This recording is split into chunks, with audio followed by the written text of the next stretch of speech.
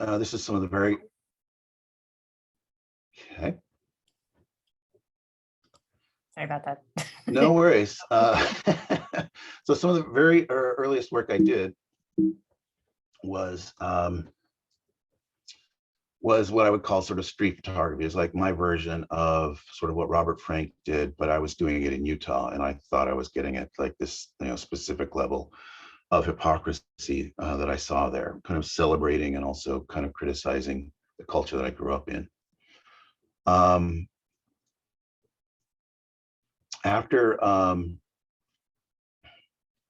ended up going to, back up. I ended up going to graduate school at Yale kind of by mistake. I had a really interesting time there. Hang on one second, my slides are all messed up.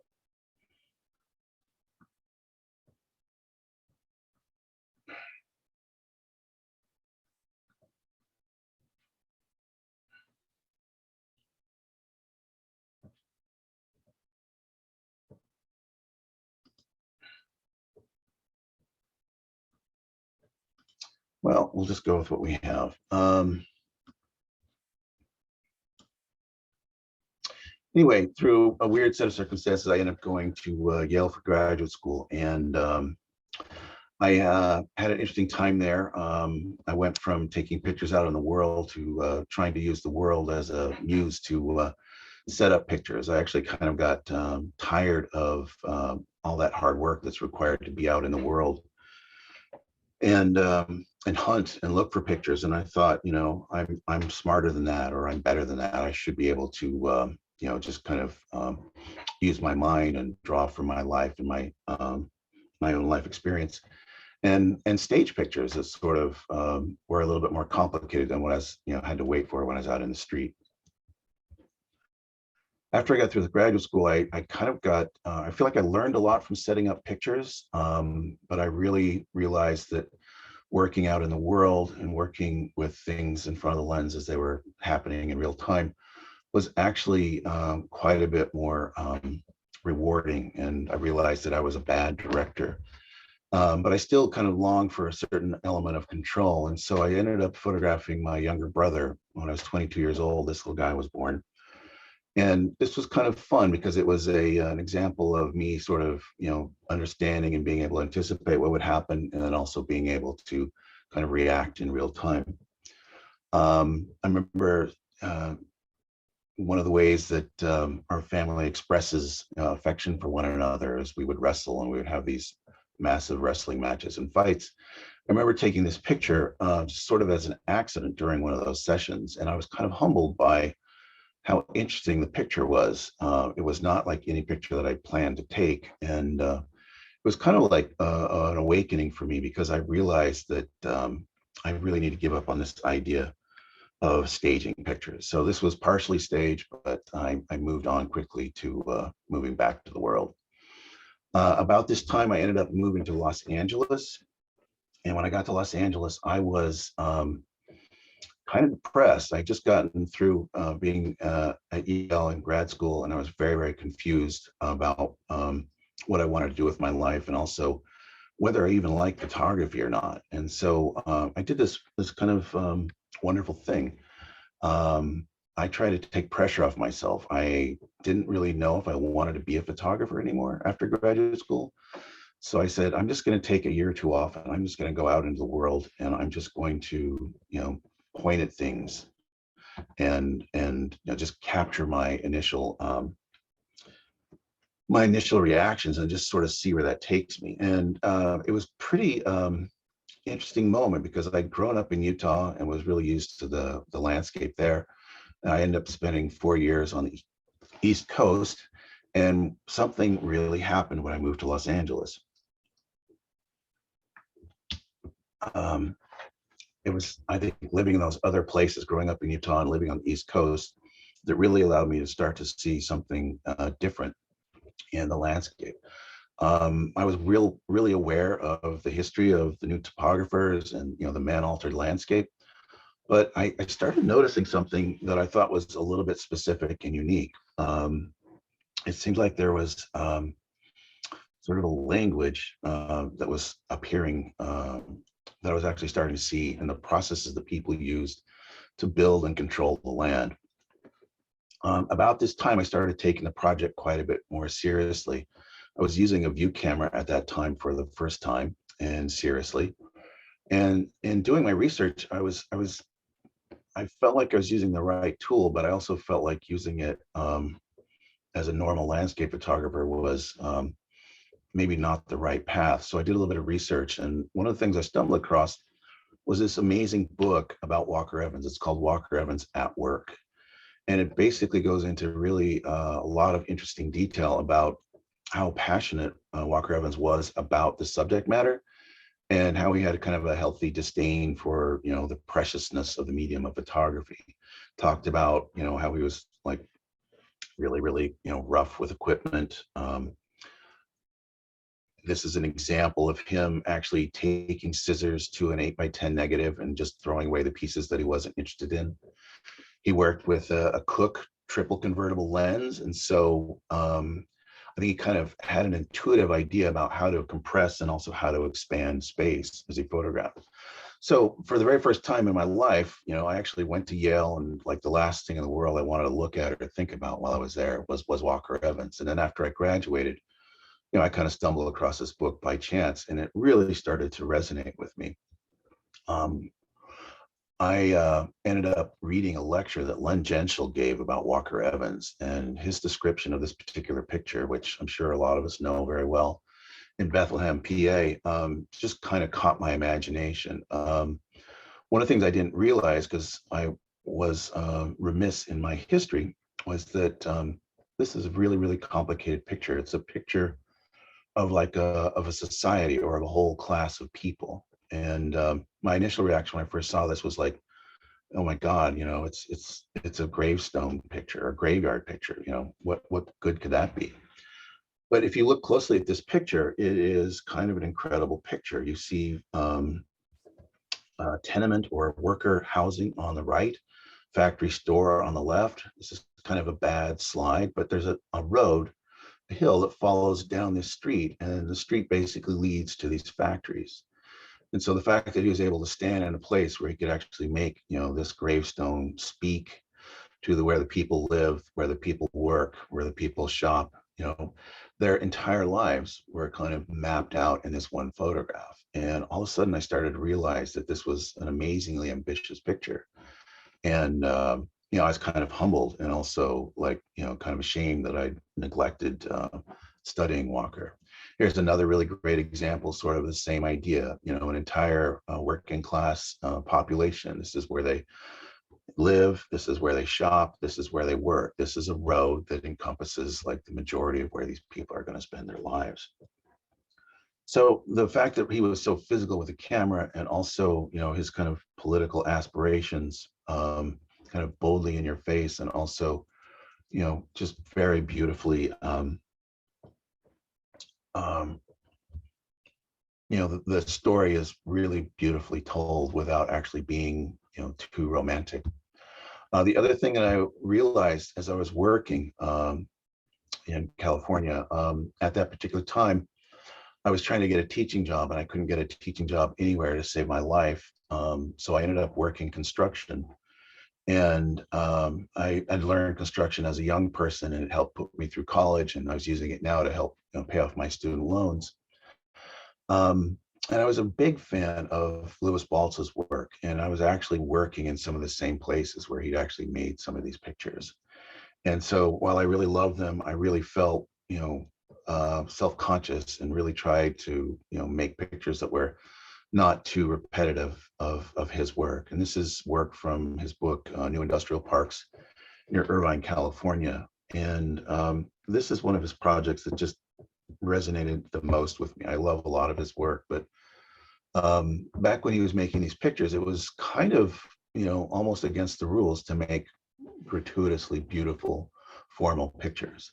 And by kind of co-opting the nastiness of this horrible slab construction, and sort of creating what one might call minimalist paintings of this stuff, I felt like it was, not only a great conceptual approach, but it was also like a beautiful formal way to address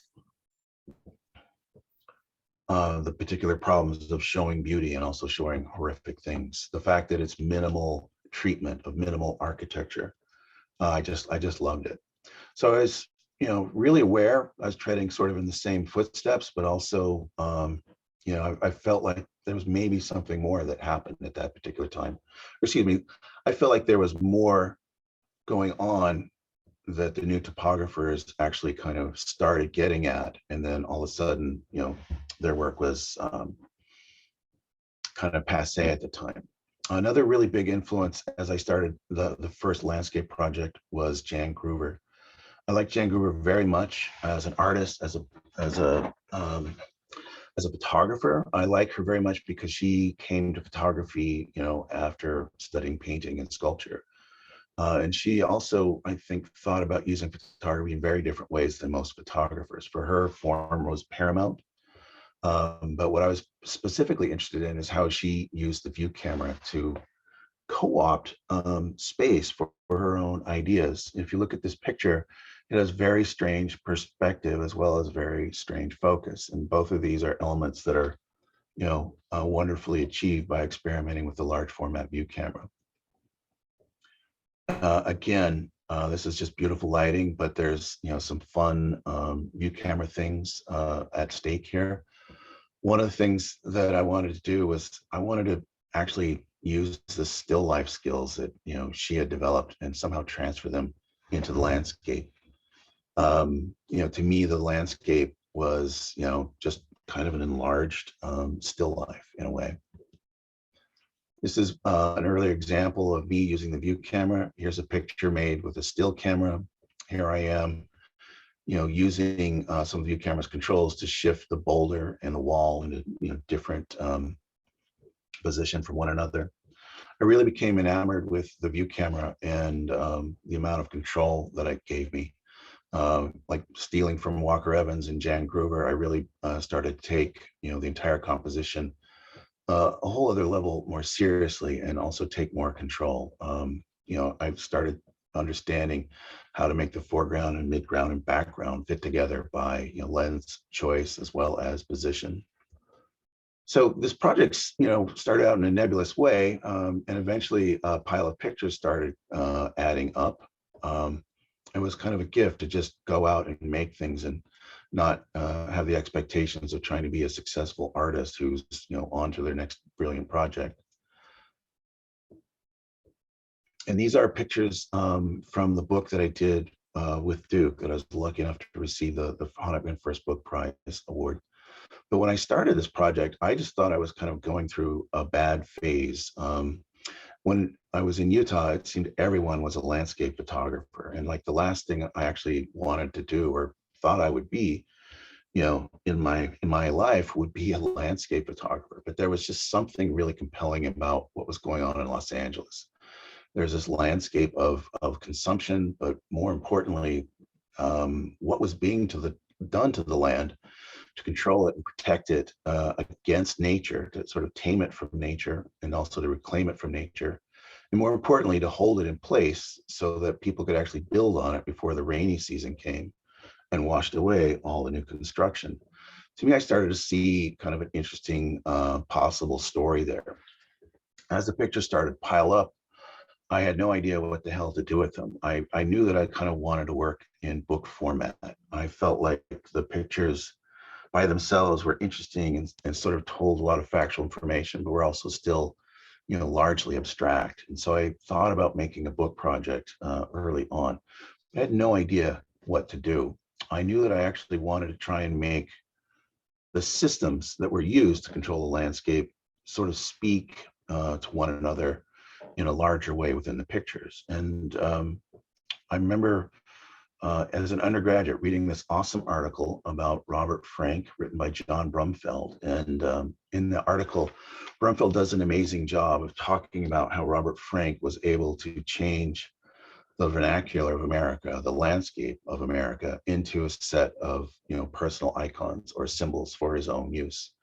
And one of the ways that he did that was through repetition and then also, creating a cast of characters and then combining those characters in more elaborate ways as the book progresses.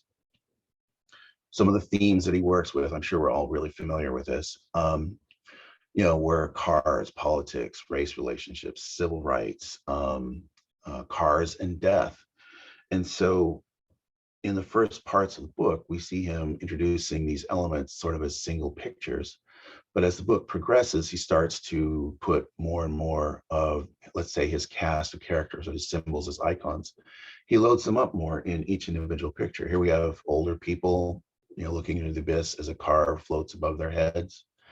There's a part in the third chapter where he basically is just really hitting us over the head about how he's actually trying to co-opt the American idea or ideal of cars and religion and also death. And so this is a sequence from the Americans where he's building, he's like really hitting us over the head, but he's also trying to get you to see this particular picture, the save and gas, as a religious picture. The elements of death, these are photographed just in such a way so that the heads of the tombstones stand above the horizon.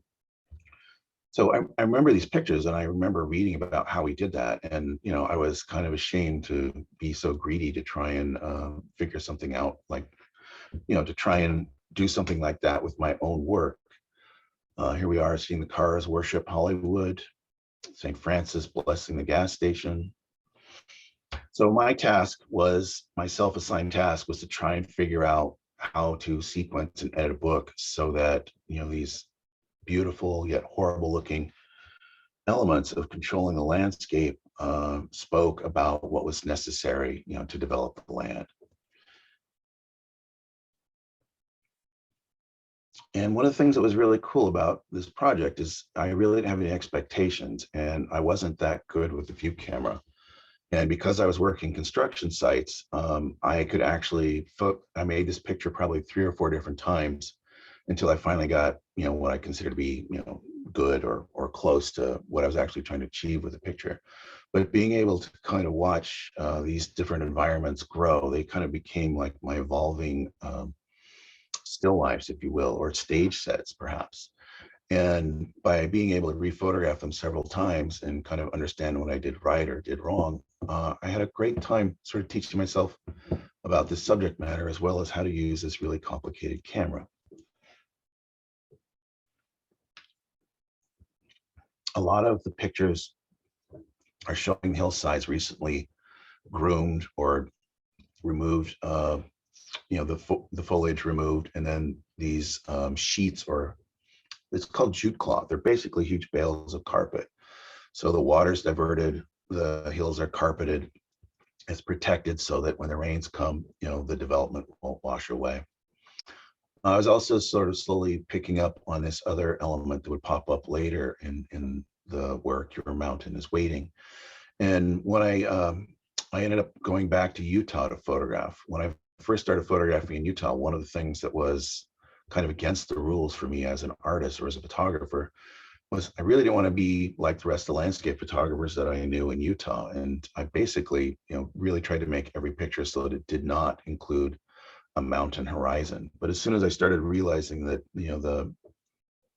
the idea of nature was being commodified and sold as like a cheap style element for, landscaping and architecture, I became a lot more interested in it.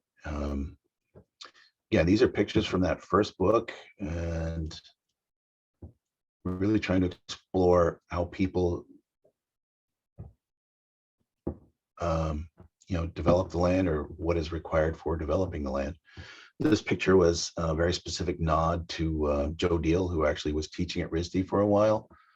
This reminded me of topographic map. And I remember in one of Joe Deal's lectures, I asked him how it felt to be one of the original new topographers, and if he actually felt bad about, being grouped with that particular label. He said, well, I'm actually the person who coined the term new topographers, and I actually think it's a great thing. So I was trying to be a smart ass, and he smacked me down pretty good. So again, more pictures, latter part of the book that was called The Weather and a Place to Live.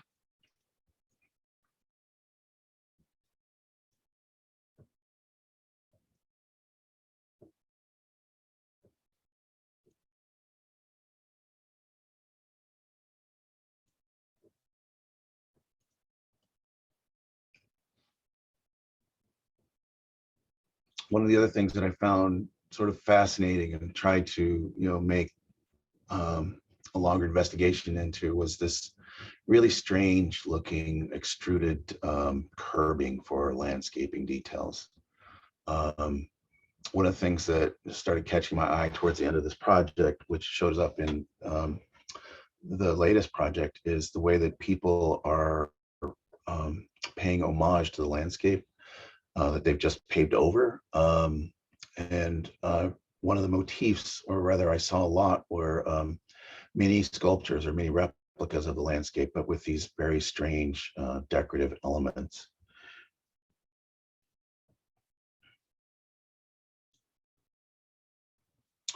So when I finished that project, I was really hoping that I was done with landscape photography. It seemed like a really interesting challenge at the time to try. My goal was to basically try to make a portrait of some specific values that our culture had that I kind of had a disagreement with without being too political. Um, and I really like trying to make pictures of people without actually showing people. Um, Towards the end of this publication, I ended up going back to southern Utah to make some photographs. And one of the things that I'd noticed when I went back this last time after I'd finished the book was that I'd done this amazing job of training my eye to see these amazing colors in southern Utah, all these like brilliant reds. I basically trained myself to see in black and white. And now that the book was done, I looked at the color around me and I was just kind of blown away.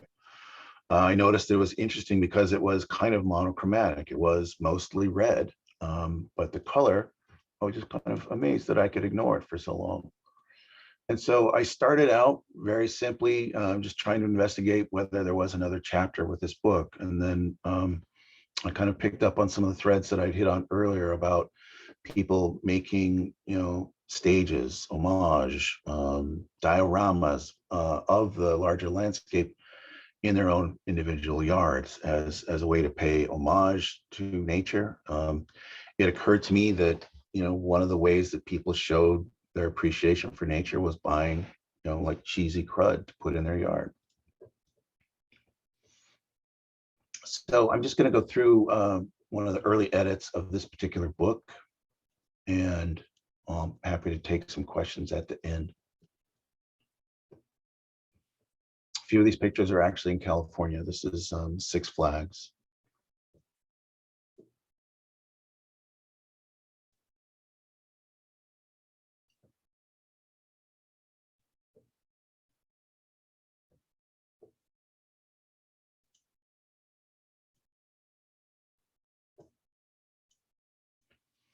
I also have a really sort of strange preoccupation with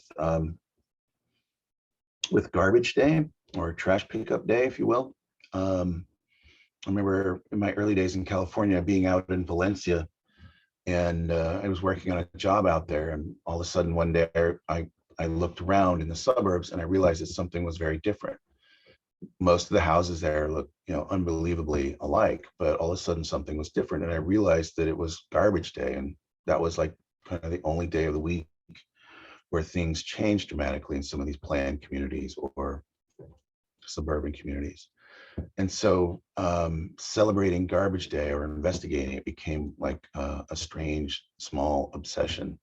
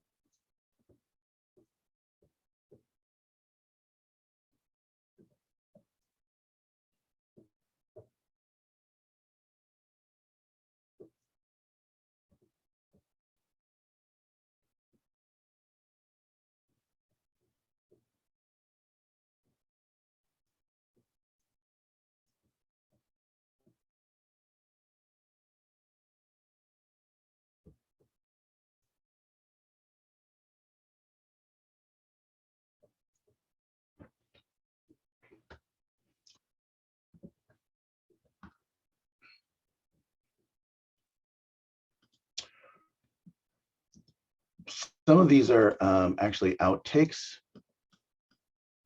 I remember when I first stumbled across this was actually a place nearby where my mother lived. It was a planned community that was built over a state park, as well as former Native persons. Um, or exactly, basically is sort of a sacred land. There's like there's a former cemetery, and there's also a lot of petroglyphs all throughout this area. But nonetheless, it got developed, and the theme that they used for this development was the Native American people. And for a very long time, I've been trying not to include people in the photographs. But I remember seeing this thing and being really, just I was trying to make pictures that celebrated, these people. But at the same time, I started thinking about like the long history of oppression in this area, as well as over the Southwest over the last 400 years. And then I started thinking about these Edward Curtis pictures sort of flashed to mind. And there's a lot of complexity here. I'm not really trying to get into what he did right or wrong, except for the fact that like these motifs rang a bell and kind of really made me angry in a way. So as soon as I made this picture, I really started looking for people in the landscape. And so this is actually one of the pictures that sort of triggered the combining of my old, some of my old working processes of being a street photographer with the landscape. So I started looking for people who are actually either recreating or working on this landscape, and trying to sort of channel, the past as well as like the present, the conspicuous consumption of the present, and also allude to the past. It was really tricky trying to photograph people and show them proper respect. And my idea was to kind of make sure that there were lots of different types thrown together in the book to kind of balance that out.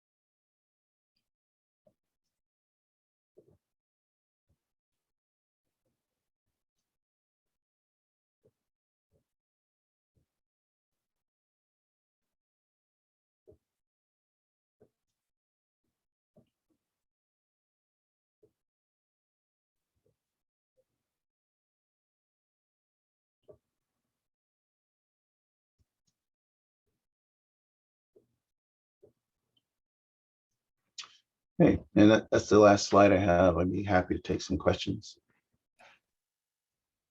Thanks so much, Stephen. That was fantastic. I love hearing too some of your inspirations of other photographers that you look back to, and also to think more about your earlier work and how it connects with this project in particular that we're showing at Blue Sky. So yeah, folks, attendees, feel free, if you can put your questions in the chat, I will read them out loud and then go from there. But I can, I guess, start. You mentioned we're looking at your earlier works, and I was looking at even earlier, you're waiting out the Latter Days project, and then the Weather and the Place to Live project, very black and white heavy. And you had mentioned that sort of change over to color with this project. And I was just curious if you can, if there's any more to elaborate on just how that affected you as you were out there in the landscape taking the pictures. Because one thing that immediately struck me about your exhibition here is the vibrancy of the colors, and especially as you were saying, the greens and these oranges, and it's a beautiful prints. But I'm curious for you, for kind of having that eye for the black and white to then shift to color, if there was any more Yeah, so about that that's a experience. good question. One of the reasons I love black and white photography, and that's my primary mode of making photographs, is that I feel like it's a very realistic way of describing the world, but it's still, one level abstract away from reality. So I like that, black and white, kind of rings out and calls to the viewer that's like, this is a photograph, this is slightly abstract, surreal, if you will. And so when I first started, one of the reasons I actually started working with color is that I felt like there was a project to make in Southern Utah. And if I basically made the project only in Southern Utah, I could kind of maintain some of that weirdness that black and white has by having let's say a portfolio or maybe a book project that was all, that iron-based red rock that they have down there. So a lot of the pictures were monochromatic. And so that was initial, really strange interest. I knew that there was a lot of subject that I wanted to explore there, but I was also kind of interested in the challenge of like taking a tiny step away from black and white and just, using one color if possible. And the book is sort of edited with a heavy sequence in the middle, where most of it is the red rock down in Southern Utah near St. George. And then there are also segments where it's quite a bit cooler up in northern Utah. But my idea was to kind of, keep calling attention to the idea that these are photographs, that they are these abstract, weird, strange little drawings. Awesome. Oh, here we go. Sean Records, thanks for being here. Sean says, oh boy, beautiful work, Stephen. You mentioned that early in this body of work, you were shooting California. I'm curious about the decision to limit the work to the pictures shot in Utah. Can you talk about that decision? Yeah, so that kind of happened for two reasons. One, families still live in Utah, and so one way to make these pictures and spend a lot of time doing it was to visit family and also make this work. The other thing that happened is that the access that I had to some of the places that I'd like to photograph in Southern Utah kind of dried up all of a sudden very quickly. A lot of the places that I photographed were suburban communities, but I went back one year and most of them were gated, and it was really difficult to get access. So the fact that Utah was going through a growth spurt that was, like California in the early stages, provided, like, let's say, more material to work with, but it also provided a little bit more access. And again, starting out initially, I thought the project would be just about the red rock in St. George or in Southern Utah. And it kind of grew into Northern Utah, where, most of my family still lives.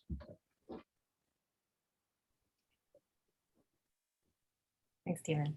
I do want to mention, it was kind of cool to see people's reactions at the opening. I had one of my best friends from high school whose early childhood was in Utah, and she has family down there. And I was asking her, and she was just like, oh my gosh, I recognize all these places. My grandmother's house is like over there, and like she pointed out in one of the pictures. And then even Carl Bauer, who is the other artist, he, I guess, also spent time in his younger years in Utah, and he was just like blown away as well.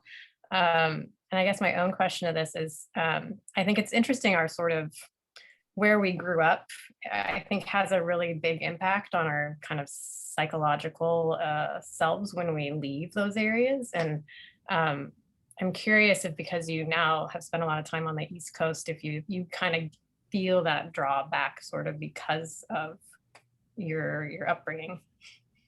Yeah, that's a really great point. I mean, I kind of miss home, and I keep going back because I miss the mountains and I miss people there. But one of the things that sort of happens, in well, it used to be in slow motion. Now it's kind of in real time. Is that Utah is slowly turning into California, which is kind of breaks my heart. And we're looking at economic progress. We're looking at stuff that used to be wild land now gets paved over, and lots of houses go up, and the people there are happy because they're doing good business. But yeah, it's really affecting. And I don't want to be accused of NIMBYism or what have you, but you hope that people would look at California and learn the better parts of what happened there. But yeah, the draw is it's a very romantic draw, and I feel like by living on the East Coast, it keeps Utah familiar, but also fresh for me. And the same thing sort of happened by living in California. After living on the East Coast and then California, I started photographing Utah. I felt like there was a whole world that I could see that wasn't available to me, when I lived there, when I grew up there. Cool. So, oops, I'm sorry, go ahead. no, I was going to say, so a lot of it's like, rediscovering the place I grew up in, and then also kind of watching it change into something else. Sure.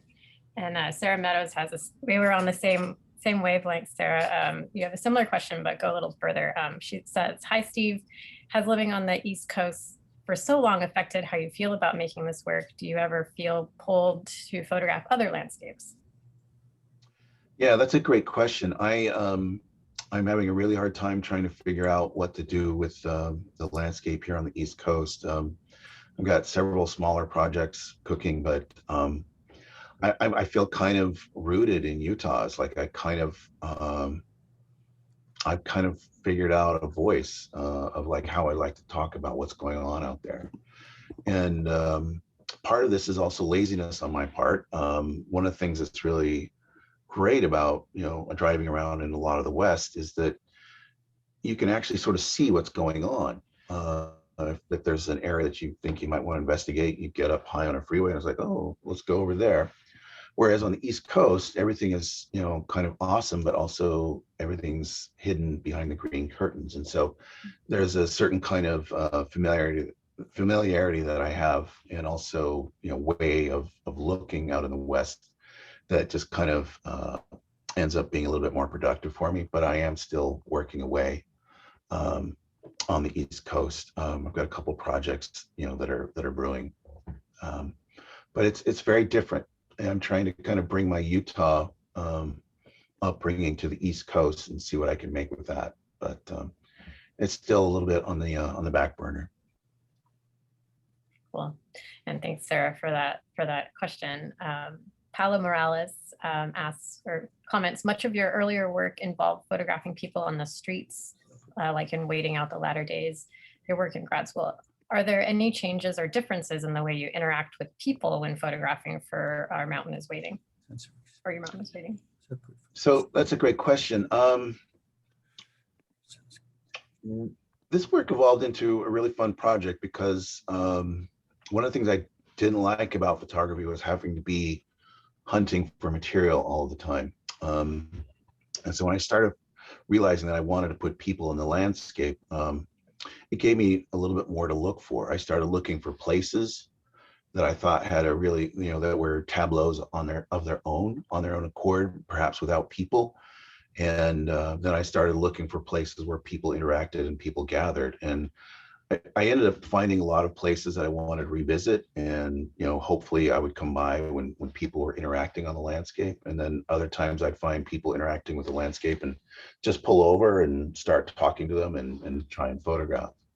But it became this wonderful blend of sort of studied view camera photography, but also trying to keep everything alive and in the moment, to actually sort of have a stage that I've kind of framed, and then have people, acting out their own lives on it, was actually kind of like, for me, the best of both worlds. I've got one of my weird, tabletop landscapes that speaks about the way we value land and our culture. And I've also got people doing their own weird, wonderful stuff on it too.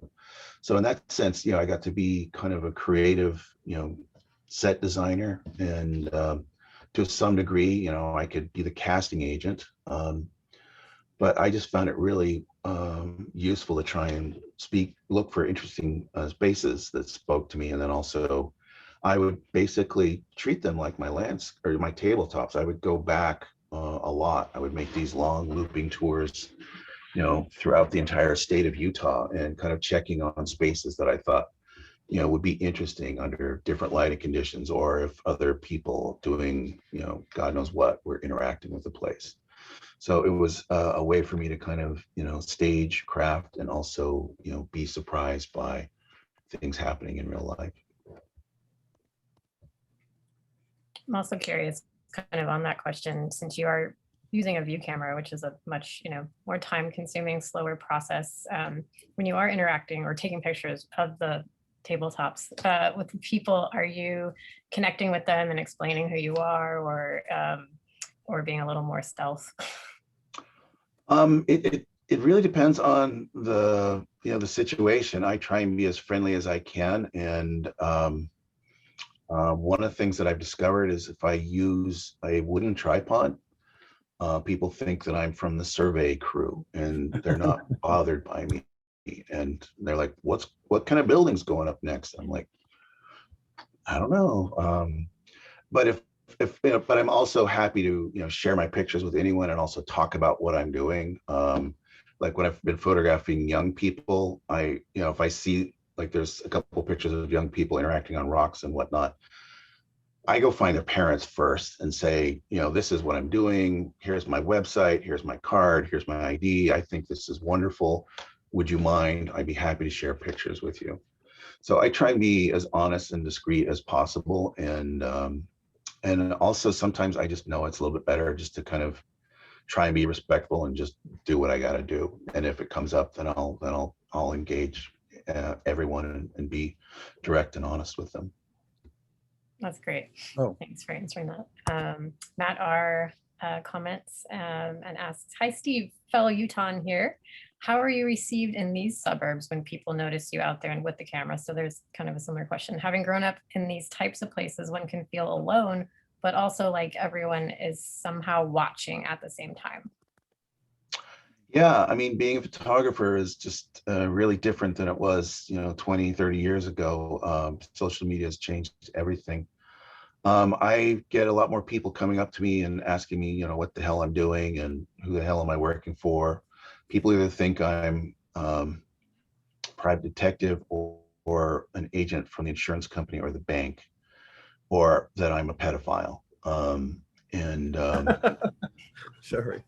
No, this makes me very sad. And, those are usually times when I say, look, here's my work, and I show them my work. It's like, yes, you are a pedophile.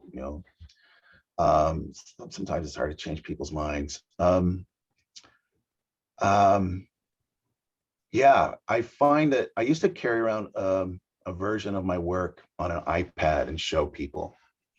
And that was actually pretty useful, because basically it bored people really quickly. And they would either say, get the hell out of here, or go ahead and do whatever it is you want to do. Thanks, Steve. Craig Hickman asks, sort of switching gears, I think we're thinking more about the landscape again, and sort of, I think what you sort of said, the elements of controlling the landscape. And Craig asks, do you have some ideas about what good development would look like? And correct me, Craig, if I'm mistaken with your question. Yeah, so that is the ultimate question, and I think about that all the time. I remember, before I had bought a house, I was like hanging out in these suburbs and like casting a nasty eye on them, and it's like, wow, someday, maybe, probably not, I might be able to afford something. Would it be one of these houses? I don't know. I think it's a really complicated question, and I'm not trying to deny anyone housing, but I do think that this is where, my politics, however cloaked they are, do kind of come in a little bit. I really feel like um, the way that the world is going, the way it's being driven by capital, is creating an unsustainable situation for most people. I think most people are getting priced out of homes, and there's not enough lower income housing being built. I feel like the development is not really responsible. I think someone could do a survey of I was about to swear, but all the lawns in Utah. People in Utah are crazy for their lawns, and they live in a desert. They're pumping out aquifer, and they're also draining reservoirs. So the type of new housing that's being built, still to a large degree, is not sustainable. There are pockets where people are building smaller homes closer together and also being sensitive to the environment. But there's still a lot of competing financial interests at stake in that equation. I think people are starting to wake up a little bit and try and pay attention to that. But I still feel like speculation is driving a lot of the more damaging decisions. For sure. Yeah, one thing I noticed with the current body of work on the walls is the interesting with people is who's doing the work, and then looking at these grand, McMansions, as sort of call them, and then you look at the people doing the work, and I think that speaks to what you were talking about of sort of this, divide. Right. Yeah. Yeah, I mean, I'm trying to be empathetic to as many people as I can, but I'm also trying to, engage. Like, to me, the big problem is class and wealth. And to me, it was a very difficult decision to put, working class people, in the same body of work as people who are much more well off recreating. But how else can we start to have a conversation about class without doing that? The last thing I wanted to do was sort of make them tokens. I was more interested in channeling history and comparing them to, the people who pull the strings. That's great. Frank Winters comments and asks, loved every shot. Your command of light is impressive. Question, Robert Frank used little handheld cameras. Do you ever do that? So I'm a big fan of the view camera, and this project started out shooting mostly with the view camera, and film started getting more and more expensive, and a horrible thing started happening. I started censoring, just out of basic economics, what I would take pictures of. So I found that my process was actually kind of getting even more stodgy, which is a bad thing if you're a view camera photographer. I wasn't taking chances. I wasn't taking risks. And Polaroid film had just been discontinued. That was my sort of, awesome tool for experimenting and also, refining things. So I started shooting with, instead of Polaroid, I started shooting with a Canon 5D. And a lot of pictures in this book are actually pictures that I made with a Canon 5D. They're just about as big as they can possibly be and still kind of hold together. But I loved working handheld.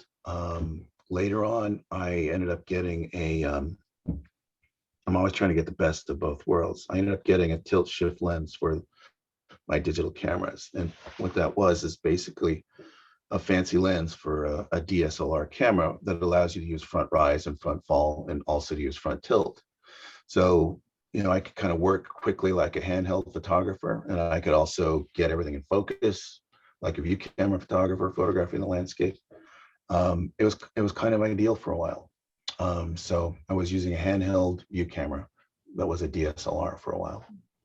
And that was really great because I was not afraid to waste pixels. But, I started hearing, $7, $10 every time I took a picture with a 4x5 camera using color film. And that was terrible. So that was basically what drove me back into shooting, handheld or shooting quickly. I try and use both of those cameras to kind of make study pictures as well as to make, quickly taken pictures. Cool. Thank you for elaborating on that. I love to hear process stuff about how you make work. And the last comment in here, unless anyone has any further questions, go ahead and add them in. Ralph Wells' comment, I think this goes back to what we were talking about, the people in the landscape. Ralph says, I get a sense of respect for the people separate from the scarring of the land that their presence ensures. The anger or dismay comes to us without your rancor.